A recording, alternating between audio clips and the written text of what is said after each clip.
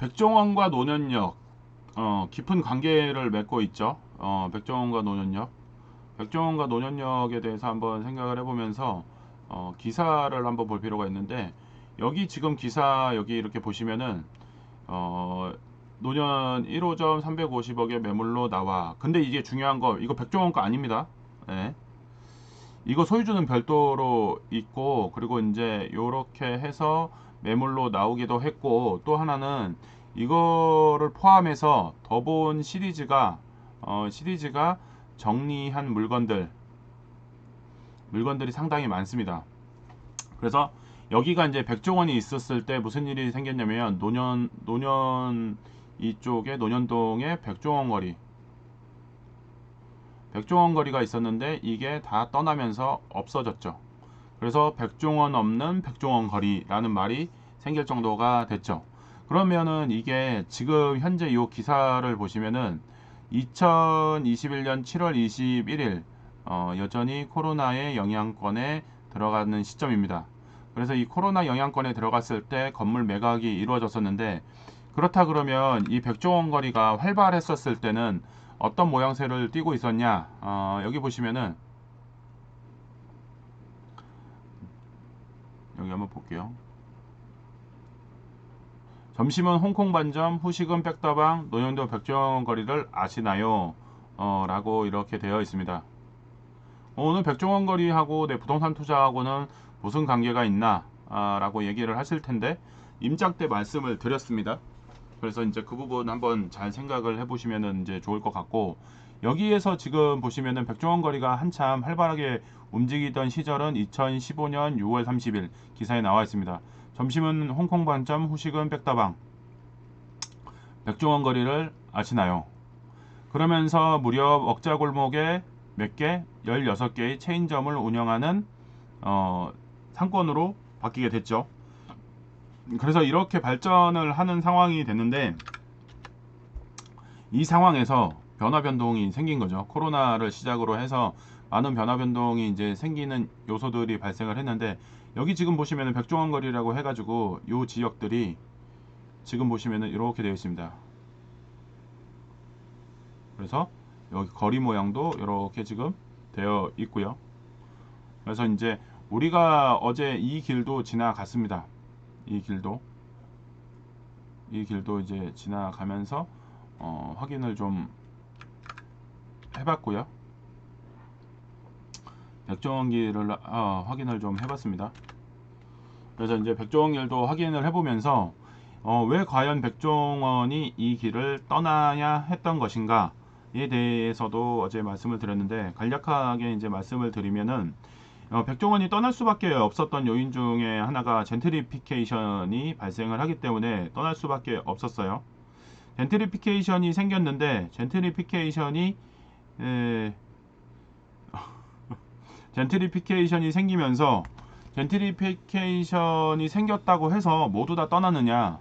또 그것도 아니에요. 젠트리피케이션이 생겨도 그에 맞는 상황으로 변모를 하면서 그 가격 그 지역을 그 상권을 그대로 활용할 수가 있었는데 백종원 상권이 떠날 수 있는 여러 가지 이유가 있었겠지만 제가 봤을 때는 이쪽 잘 보시면은 백종원이 선택한 음식점의 포인트를 한번 잘 짚어볼 필요가 있을 것 같아요. 어떤 포인트를 짚어야 되냐? 지금 여기 보시면은 홍콩 반점도 그렇고 역전 우동도 그렇고 그리고 대표적으로 지금 보면 백다방도 그렇고 쌈밥도 그렇고 백종원이 인터뷰를 했었을 때 제일 많이 얘기했던 부분이 쌈밥집에 대한 얘기를 많이 했었습니다. 이 쌈밥집을 얘기하면서 무슨 얘기를 했냐면 가성비를 얘기를 했어요.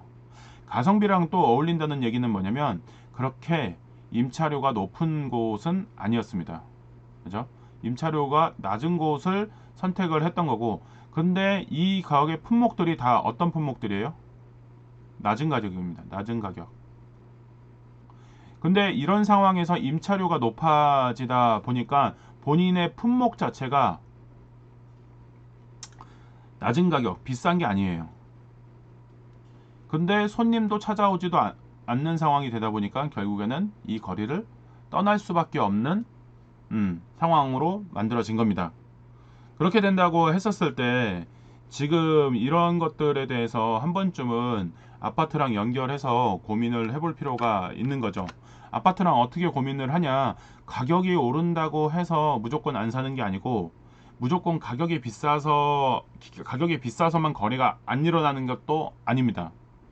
그런데 지금 여기처럼 임차료가 높아짐으로 인해서 자기가 장사하고 있던 품목이 저가 상품, 저가를 대상으로 해서 이 동네를 모이게 했던 요인 중에 하나인데, 그러한 요소들을 유지하기가 어려운 상황. 아파트로 얘기하면은 가격이 올라도 지난 19년과 18년과 요 구간에는 제로금리 상태였기 때문에 금리에 대한 부담이 없어서 대출을 내서라도 투자를 할 수 있었고, 가격이 올라도 이거는 별로 오르는 거 아니야, 지금 투자해도 늦지 않아 라는 방향으로 갔었는데, 지금은 가격도 오른데 딱 금리까지 급격하게 올라 버리니까 부담이 커지죠. 백종원이 저렴한 백다방을 운영했던 가성비 있는 품목을 제시하면서 월세가 낮은 상태를 유지할 수 있었던 요인, 그 구간이 뚫려버린 거죠. 지금 아파트도 마찬가지로 고금리로 가서 지금 고금리 상태에서 횡보를 하고 있으니까 이 대출에 대한 부담이 크니까 실거주자들은 들어올 수 있지만은 투자자들은 들어오지 않죠. 그러면 모수 자체가 많이 줄어든 거죠. 실거주자, 투자자 모두 다 들어왔을 때는 폭풍 상승량을 랠리를 가져갔지만은 지금 현재는 대출의 그 기간 활용, 정부에서 얘기하는 특례 대출 이런 것들을 활용해서 들어올 수 있는 사람이 정해져 있는 상황이 된 거죠. 그러다 보니까 변동성이 많이 생긴 거죠. 지금은 그래서 이게 거래가 일어나기 힘든 상황. 또 이번 달 27일부터는 특례 대출을 또 이제 중단한다는 기사가 이제 뜨고 있습니다. 더 이상 이제 대출도 하게 어렵게 만든다는 얘기가 지금 얘기가 나오고 있는 거죠. 26억 넘는 대출 27일부터 중단한다는 기사가 이렇게 지금 뜨고 있는 상황이에요. 전방위적으로 그 지금 부담이 되고 대출에 대한 부담이 되고 있어서 지금 정부에서도 이 부분을 막아보려고 지금 하고 있고, 50년 만기 대출도 어떻게 되고 있어요? 바뀌었어요. 40년 만기 대출로. 그래서 이런 현상들도 한번 잘 생각을 해보면서 방향이 어디로 갈 것인가, 지금 상승의 일변도에서 계속 이 상태가 유지가 될 것인가 한 번 더 생각을 해보는 게 좋을 것 같습니다. 그래서 이제 이런 부분들도 한번 잘 생각을 해보는 게 좋을 것 같고, 요거 우리 엊그저께 데일리방에서 얘기 나왔는데 한 번 더 챙겨보시면 좋을 것 같네요, 본 김에. 그래서 이제 지금 대출 형태가 바뀌면서 이 논현동의 이 거리, 이 상권 거리가 바뀌는 거와 백종원이 떠난 이유와 아파트 투자와도 연관성이 없는 게 아니라 연관성이 상당히 높기 때문에 이런 부분들을 생각하면서 투자의 고민도 해보는 게 좋을 것 같습니다. 그래서 백종원이 없는 백종원 거리 어떻게 됐나 한번 어저께 찾아봤습니다. 그래서 이제 이런 부분들도 한번 챙겨보면서 이제 좋을 것 같은데, 자, 요 골목을 이제 샅샅이 한번 좀 봤습니다. 그래서 이제 어떤 모양새를 이루고 있는지를 이제 조금 사진도 보면서 지역적인 특색을 한번 얘기를 좀 해보도록 하겠습니다. 자,